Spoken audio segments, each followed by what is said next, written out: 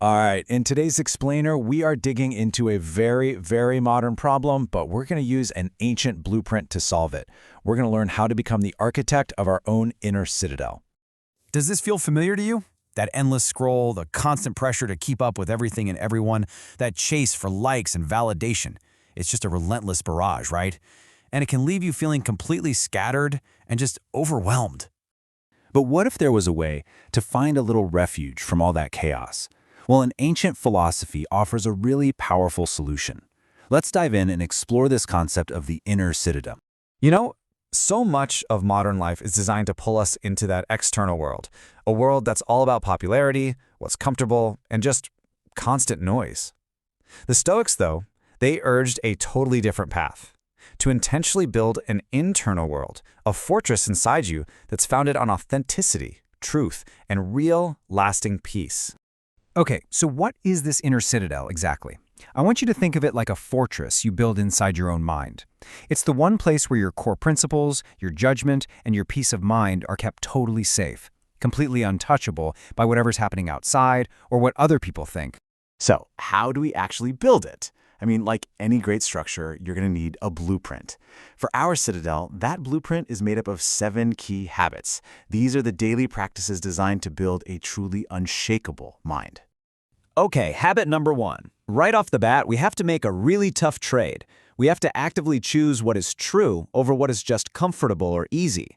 And yeah, that means facing some hard realities and maybe even questioning our own cozy beliefs. And this quote just gets right to the heart of it. See, real wisdom isn't about the ego trip of always being right. It's about being humble enough to be wrong if it means getting closer to the truth. That humility, that's a powerful foundation stone for our citadel. All right, building on that foundation of truth, our second habit requires another big trade. We have to be willing to swap the fleeting high of popularity for the deep, lasting strength of authenticity. This is all about living in line with your own values, not just chasing applause from others.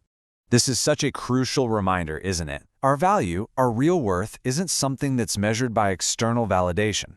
It's something that's forged on the inside through the integrity of what we do day in and day out, whether anyone is watching or not. Now, this next habit is kind of like the guard at the gate of your citadel. It's the practice of seeing events for what they really are, just the facts, without layering all of our own dramatic, emotional stories on top of them. Epictetus just nails it with this one. Think about it. A traffic jam isn't inherently terrible. It's just a line of cars. It's our judgment that it's terrible that adds all the suffering.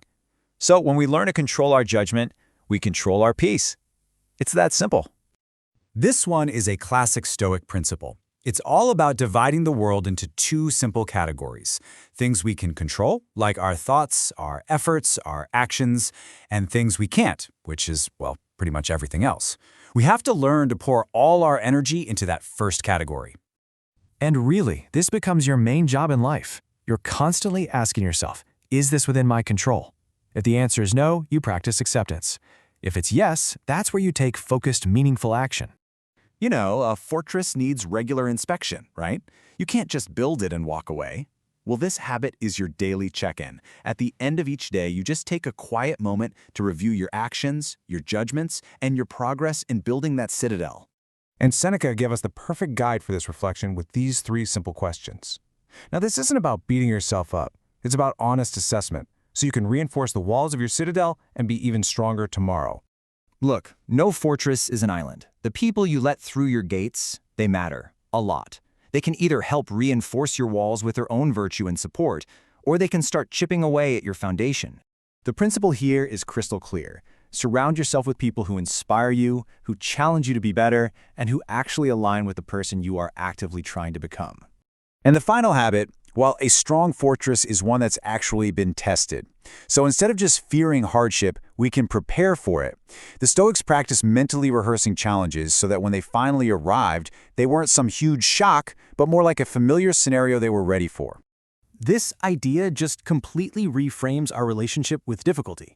Challenges aren't there to break us. They are the very friction needed to shape and perfect us. Every single trial is actually an opportunity to grow stronger.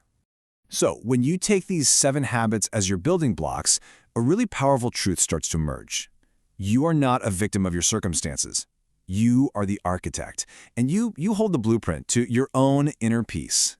And this, right here, is the core of it all. Building an inner citadel isn't some passive dream.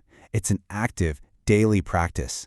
The blueprint isn't some big secret. It's right here in these 7 habits we've just talked about. And so that leaves us with one final and, I think, essential question. Looking back at these 7 habits, which one are you going to start with? What's going to be the very first stone you lay today in the construction of your own unshakable inner citadel?